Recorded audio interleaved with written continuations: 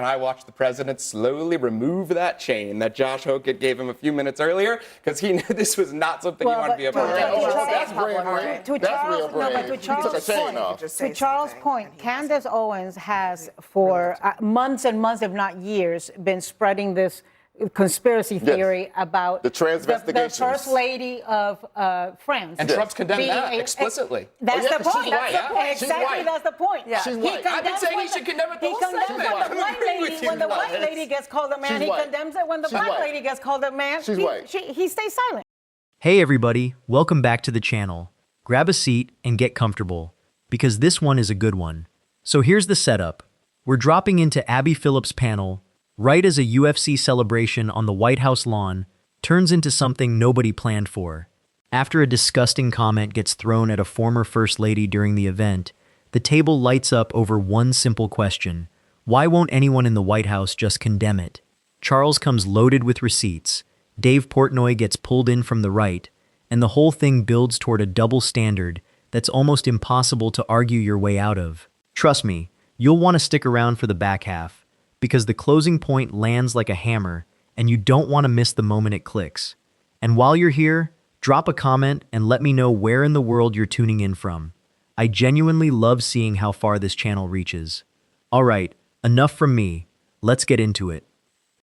How shameful is it that Dana White has to be the one to say it's false and it's terrible, and the White House can't say the same? Yeah, I don't know. It seems like the easiest layup in the world, right? Just condemn it. It's absurd. It's nonsensical. It's not true.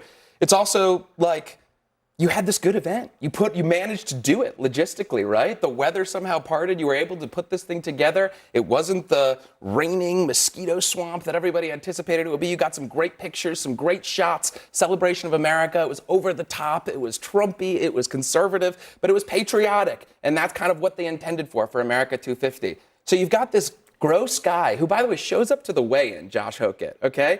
And he's vomiting on himself and talking about how he was drinking the night before. It's the easiest thing in the world. Just don't have this guy participate in the fight to begin with. They knew not to do it with Sean Strickland, who's another crazy UFC guy. That's an argument, one of the reasons why a lot of people thought that having a UFC fight at the White House was in poor taste. And so you know that that's already the narrative going into this thing. You have someone then say something that's horrible at the White House, right, about a former First Lady. And these people in the White House, Stephen Chung, the president, nobody has the guts or the decency to say, that's inappropriate, it shouldn't have been said, it's wrong. Why? Yeah, I would do that. I would say we don't endorse these comments. But why won't they? I don't know. I haven't really talked to them about it. I mean, you talked to the president on Sunday. My assumption is, Sunday morning. My assumption is that they get asked to condemn things all the time. Everybody, everywhere that says something, they're constantly being asked to condemn things. And my guess is they just sort of have a policy not to do it. Aren't there some things that they should condemn? This is a pretty easy one. This is the former First Lady. I don't get it. The idea that they always have to condemn things is not an excuse for not condemning things that should be condemned. He can't condemn it. He can't condemn it because he too has engaged in conspiracy theories against Michelle Obama. Well, in December, he reposted a meme about her having snuck into the Oval Office and used Joe Biden's auto pen to pardon people. Donald Trump reposted that. In February, he reposted another smear of her that said she was an anti-white racist. And Don Jr. himself, 2 years ago on Trans Visibility Day, posted this very same meme that this guy expressed the other night, that Michelle Obama was trans. And he did not condemn it then, so he cannot condemn it now. So he is involved in it. They believe that this is something that's near and dear to the hearts of their base, and so they coddle it. I think not apologizing. This is the part that tells you everything. Watch how fast a celebration of America turns into a stress test of basic decency, and watch who fails it. One of the panelists nailed the whole thing in a single sentence. They said this: "It seems like the easiest layup in the world. Just condemn it." And they are you. Right. You have to understand how low the bar actually is here. Nobody is asking the White House to write a policy paper. Nobody is asking for a press conference. They are asking for one sentence about a vile comment made about a former First Lady on the White House lawn. That's it. And the silence you get back is deafening. Here's what people don't realize. The silence is not an accident, and it's not laziness. Charles laid out exactly why, and it's the most damning thing in this whole exchange. He said this: he can't condemn it because he too has engaged in conspiracy theories against the former First Lady. And then he stacked the receipts. A reposted meme in December, another smear in February calling her an anti-white racist, the same garbage recycled for years. When you've personally amplified the exact insult, you can't suddenly play referee. And this is the line that closes the door. Charles said this: he did not condemn it then, so he cannot condemn it now. That's not a gotcha. That's just math. You cannot denounce a fire you've been feeding. The reason the easy layup gets missed on purpose is that condemning the comment would mean condemning a piece of the base that loves the comment. So instead of decency, you get strategic quiet. And strategic quiet, in a moment like this, is its own kind of answer. But what Democrat apologized for when Tim Walz and all these elected Democrats on the campaign trail were pumping out the notion that J.D. Vance was having sex with a couch, which is an equally absurd and ridiculous story to tell. Our politics are getting really ugly. I agree. We should all condemn this stuff. I actually think the Biden agree with you on that. I always thought that the couch memes were just beneath the dignity of people seeking the high office. I will say one thing. Michelle Obama is a former First Lady, okay? Right. She's a former First Lady, period.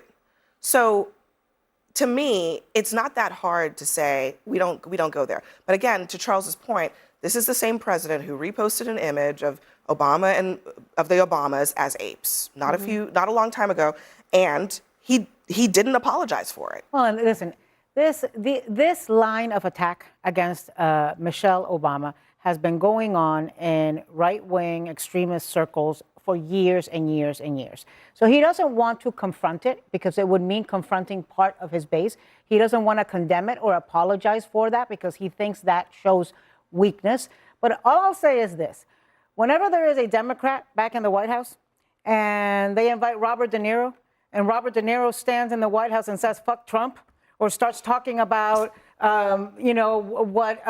what Melania Trump did, I don't want anybody who has remained silent right now raising their hand or saying a thing, because it's gotta, there's things that are just condemnable. These are the same people who want a comedian fired because of a lame joke about Melania Trump. And yet they don't have the guy said he had the balls to host the UFC, but he doesn't have the balls to condemn what is clearly condemnable. Let me play what Dave Portnoy said about all of this. He's the Barstool Sports founder. I do think Trump has to denounce, and anybody associated with it has to denounce. When you have that on the White House lawn, on an event you put down, I don't care what you think about the Obamas or anything, that has to be an immediate denounce. Wrong, doesn't speak for me. Trump should denounce it. He should say that was totally wrong. The event itself, listen, the troops seem to love it. All the people there seem to love it. I have no problem with it. I think you're crying over spilled milk if you are upset about the actual event. But that comment, if you're going to do it, own it and be like, that was wrong and should never happen. Well, not only, can I just say that not only has this comment now overshadowed this event, to your point about the time and effort that this took. I mean, there was a pretty incredible flyover that took place for the event. This has now completely overshadowed it. And it's so simple to just condemn this comment. And Dave Portnoy speaks to Trump's base. If he can do it, I mean, it seems like this would be so simple. And I think we're all in agreement that this should be condemned by them. The coarsening of our discourse is bad. No, not at all. That's what, I mean, I don't think we're expecting. Remember at the end of the campaign when that comedian made the comment at Madison Square Garden? About Puerto Rico being an island of floating island of trash? The campaign actually, they did put out a statement. Look, Portnoy's a smart guy. He's a Michigan man, so there's no surprise there. Let me break down why the deflection in this part actually backfires. The second a defender feels cornered, out comes the couch meme.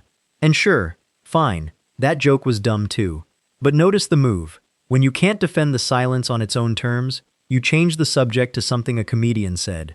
That's not a rebuttal. That's an escape hatch. And the panel didn't take the bait. This is the part that blows my mind. One of the panelists put the hypocrisy under a magnifying glass. They said this: he had the balls to host the UFC, but he doesn't have the balls to condemn what is clearly condemnable. And that is the whole story in one breath. You can stand on a stage in front of a roaring crowd, you can do the big patriotic spectacle, you can flex all day long, but you go completely mute when the moment calls for actual courage. Hosting a fight is easy. Telling your own supporters they crossed a line is hard, and we just learned which one this White House is willing to do. Then comes the part that should end the debate entirely, because it's not coming from the left. Dave Portnoy, a guy who speaks directly to this base, looked at the whole thing and said this: that has to be an immediate denounce. When the people inside your own tent are telling you this is indefensible, the excuse about being asked to condemn things all the time completely collapses. This wasn't some random ask. A former First Lady got smeared at the people's house. And here's what you have to sit with. When even your loudest cultural allies are saying, just say it was wrong, and you comes, still won't, the silence stops being about policy. It becomes a choice, a deliberate one. I honestly think if both parties took a little bit of their communication... Oh, we're not going to equalize here. No, we're not going to equalize. I'm not saying that. No, I'm just saying if both parties... Don't both parties thing right now. Charles, the point is if both parties moved their policy orientation a bit closer to Dave Portnoy's on political... No, we're not doing that. All right, man, I'm just trying to make a simple point here. That this guy is a conventional, fiscal conservative, social liberal, apolitical on a lot of culture war questions. My simple point to you, Charles, is this. Portnoy is correct, and he takes the same position you do, that this is bad and it should be condemned. My simple point to you is this, is that there's a historical reason that this is a problem, and this is why Donald Trump is in the position he's in. From the very beginning, the Obama's very existence was an affront. And from the very beginning, part of it you could say was regular politics. Opposition research try to figure out things about people that you can say. But it got very personal, and it got down to identity and character and whether or not these two black people were who they said they were and were they legitimate at all. And we went through all sorts of, are they terrorists? Are they actually Christians? Were they born here? All sorts of things. And then when he got in office, we got past that. So now it's not campaigning anymore. Everything he did was disrespecting the office of the president because he was black. And I don't care what, you can say whatever you want to say. You're totally entitled to that view. I know I'm entitled to everything I say. It was because he was black. Because he came in and he worked in the Oval Office without a jacket on, and people said that's a disrespect for office. Okay, but the point is that Ronald Reagan did that all the time, even in polo shirts. This negative comment was made about Michelle Obama last night, and I watched the president slowly remove that chain that Josh Hulkin gave him a few minutes earlier, because he knew this was not something he wanted to be a part of. That's brave. To Charles' point, Candace Owens has for months and months, if not years, been spreading this conspiracy theory about the transvestigations. The First Lady of France. And Trump's condemned that explicitly. That's the point. Exactly, that's the point. She's white. I've been saying he should condemn it the whole time. When the white lady gets called a man, he condemns it. When the black lady gets called a man, he stays silent. I don't think Trump is happy this happened. Rain on his parade. We have no taxes. This is taxpayer-free. We have no taxpayer putting up 10 cents. We did this no charge to the taxpayer whatsoever. And I'm paying for it. I'm paying for it.